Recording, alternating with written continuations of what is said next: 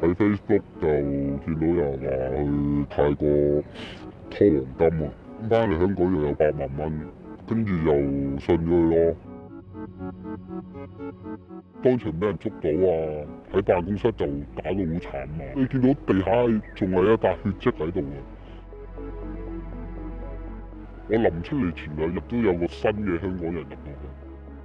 當下其實我知道細佬去咗緬甸嘅時候，其實嗰一下我哋全家人都好驚訝，即係覺得好似發緊場夢咁。自今年第2季開始，港人懷疑被誘騙到東南亞國家禁錮，從事非法工作嘅情況呢，係有死灰復燃嘅跡象。東南亞電信詐騙營黑幕揭發2年幾，但係香港人被誘騙嘅情況死灰復燃。香港01訪問咗受害人同埋義工，拆解緬甸唔同軍閥同華人勢力控制之下唔同詐騙園區嘅最新情況。因為個司機導航去咗嗰個微索，睇啲新聞都知微索係一個咩地方咯。即係自己又15、16，覺得搏一搏啊，個樹林就出咗嚟好多嗰啲緬甸人，跟住有啲揸刀啊，咁你又唔敢反抗啊嗰下，喺條河邊度又逼咗你上船，又過咗對面河。我已經喺緬甸，喺直道見到個老闆，佢話你而家知你做咩㗎啦，咁啊問佢啦。其實係咪即係直接搞電詐啊？跟住佢又話：你知就得啦咁樣。大約30歲嘅 Andy， 今年10月俾網上廣告吸引，去泰國撈偏門走私黃金，最終被人口販賣去到緬甸，被指比 KK 園區仲要黑暗嘅交黑園區。最後家人俾咗大約40萬港紙嘅贖金，幾經波折先至返到香港。佢話喺緬甸被逼要做殺豬盤電信詐騙。先喺 IG、小紅書等等嘅平台上面偷相，再寫劇本設定人物背景。園區詐騙嘅目標客戶係美國人，所以要通宵做嘢，每日返工15個鐘。佢嘅業績係用泰達幣 USDT， 即係美元等值加密貨幣計算，1年內要呃到50萬泰達幣，即係大約390萬港紙先至走得。咁佢又話要做到呢個50萬泰達幣嘅業績，或者1年半咯，之後又會放我哋走咁樣咯。但係大家都心知肚明，就話覺得冇咁容易放我哋走咯。Andy 喺園區1個幾月受盡體罰、深蹲、孭水桶紮馬步、青蛙跳，有人甚至要除晒衫瞓喺熱辣辣嘅地面。開發唔夠新客，唔夠錢，更加要捱打。因為我有諗過反抗，聽過佢哋話打死呢個人咁樣咯。咁我自己就諗，我死咗喺度咁點算啊？嚇死異鄉好慘喎！喺泰國失蹤嘅台中38歲商演歌手康樂，同 Andy 一樣被禁錮喺交黑園區。Andy 曾經目睹佢被毆打。佢應該啲聊天記錄未刪除得切，咁就當場俾人捉到啊！喺辦公室就打到好慘啊！我哋睇到就係佢都係暈住咗，俾人用手扣走咗去啲所謂黑房㗎。你見到地下仲係一笪血跡喺度啊！覺得佢已經係精神有啲唔正常啊！有時望下左又望下右，跟住喺度傻笑啊！ Andy 私信同屋企人聯絡，另一邊廂屋企人就四處求助。警察就話只可以幫我細佬登記一下，佢係失蹤人口。其實我哋都有即刻想去呢個泰國嗰個中國駐守泰國領事館度報警嘅，因為其實都有朋友喺嗰邊，咁就問下，咁但係即係香港嘅警方其實佢有冇特別可以幫到我哋啲乜嘢咯？因為其實 Andy 家姐就求助唔同嘅義工同救援組織，有啲聲稱要收咗錢先至再諗辦法。有啲就希望唔好俾贖金，以免助長人口販賣。佢最終聯絡到曾經喺9月協助斡旋救出香港人離開交黑園區嘅內地人阿龍幫手，交咗贖金之後成功救出細佬。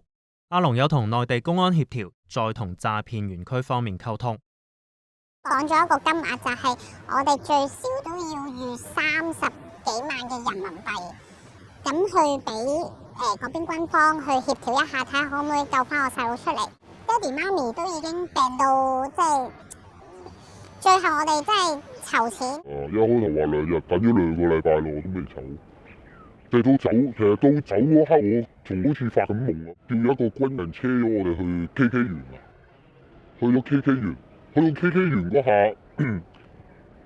我有一刻我心諗，我係咪俾個老細賣咗我哋呢個園區咧？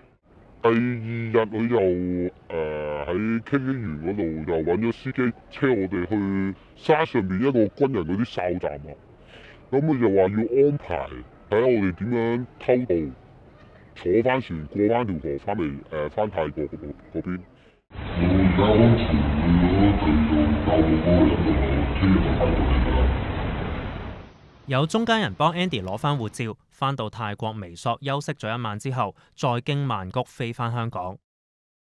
即係我走嗰陣時，個老闆又落嚟望一望嗰個5哥，咁佢聽到佢同電話嗰邊啲人講又話：你哋成日咁樣救唔得㗎喎，呢次真係最後一個咯喎。究竟 Andy 去咗緬甸邊度呢？點解要先去坊間經常提及嘅 KK 園區？佢口中嘅老闆5哥又係邊個？呢個就要從緬甸唔同軍閥勢力講起。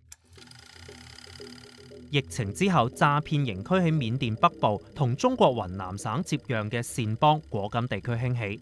之後，中國政府高調打擊，包括將4大家族頭目拘捕同埋引渡返中國受審。詐騙營區就逐漸轉移去到緬甸東南部克倫邦嘅苗瓦迪。2022年，大批香港、台灣、馬來西亞人就係被誘騙去到嗰度。當地一直由地方軍閥控制，曾經同政府軍達成過停火協議。2021年緬甸軍事政變之後，局勢就更加複雜，唔同派系分裂不斷。根據我哋嘅採訪，綜合美國和平研究所 USIP 嘅資料，同埋緬甸獨立媒體 Irrawaddy 嘅報導，北部嘅水溝谷經濟特區由克倫邊防軍中央司令部總書記索奇督將軍直接管轄，當地有阿波羅、魚龍灣等等園區。同埋由曾經被國際刑警紅色通緝令通緝嘅中國商人佘志剛營運嘅亞太新城園區。我叫佘志剛，是中國僑商聯合會前常務副會長。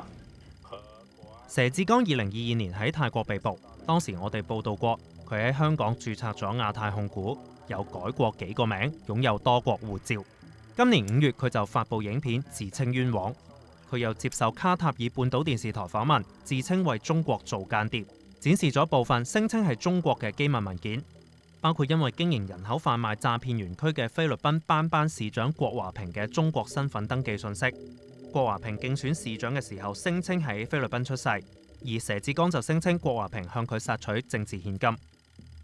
佘志剛同當地嘅軍閥都否認牽涉人口販賣同詐騙。索奇都更加出席祈福會，祈求佘志剛平安歸來。而亞太城亦都越起越大，有賭場、夜店。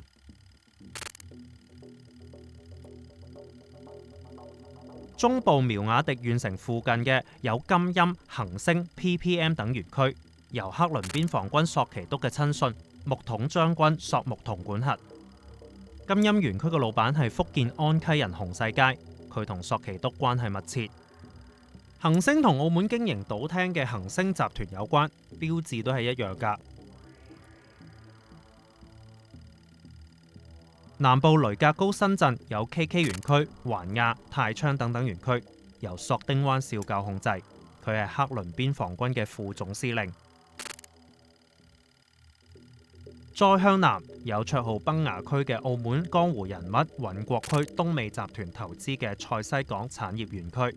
美國就話佢涉及人口販賣，制裁佢同埋佢喺香港註冊嘅東美投資集團。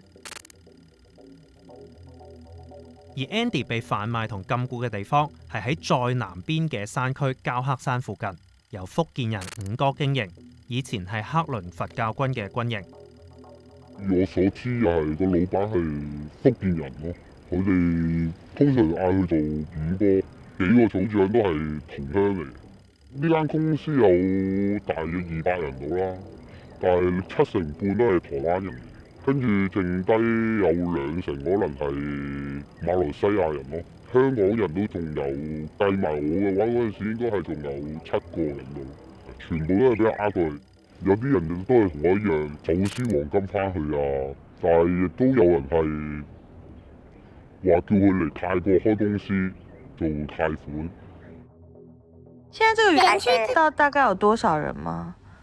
大概7、8千人吧。其實最黑的還是這個園區。它就在緬甸東南部跟泰國之間的西側山區。對啊，交科山嘛。阿龍係協助斡旋救人嘅義工，講述詐騙園區嘅電影《孤注一擲》亦都有特別鳴謝佢。佢就話呢個福建老闆伍哥曾經喺泰昌園區度做嘢，之後自立門戶，成立咗勝天集團。佢話 Andy 可能係最後一個可以從交蝦園區營救出嚟嘅人。現在都不放人，我們現在還有6、7位求助者，一個也出不來，已經黑到這種程度了，就是很多緬甸軍方都解救不出來。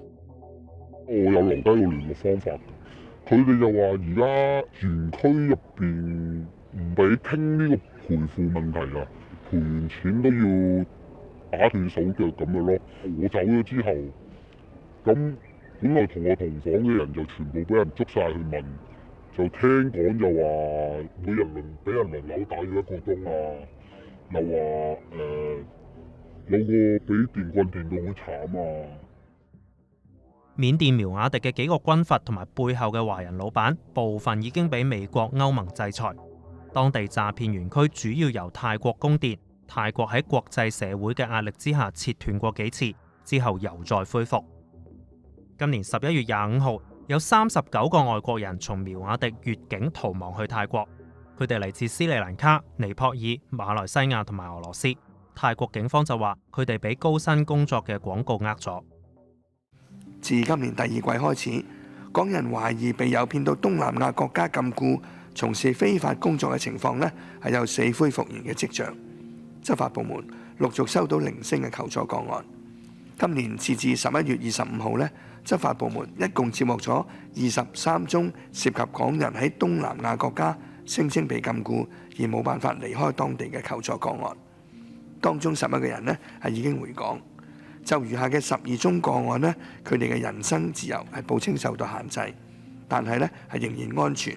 非法禁錮翻嚟嘅呢係有唔同嘅情況嘅，有部分呢就係所謂俾咗贖金啦，有部分呢就係所謂呢就係佢又自己後來俾佢走啦，有啲呢就係冇講原因啊咁，唔同嘅情況底下呢係放出嚟。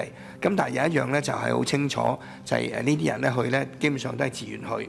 咁有啲可能咧就話去做正經工，而後來咧就係非法禁錮做呢啲工作，就冇一個人咧係話行下街俾人捉咗去嘅，因為有啲謠傳咧就係突然間去旅行係俾人捉咗去噶嘛，咁呢啲咧就冇發生過嘅。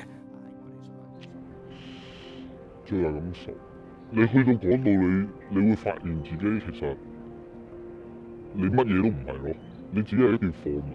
我由細到大，我以為屋企人唔關心我啊，唔錫我啊。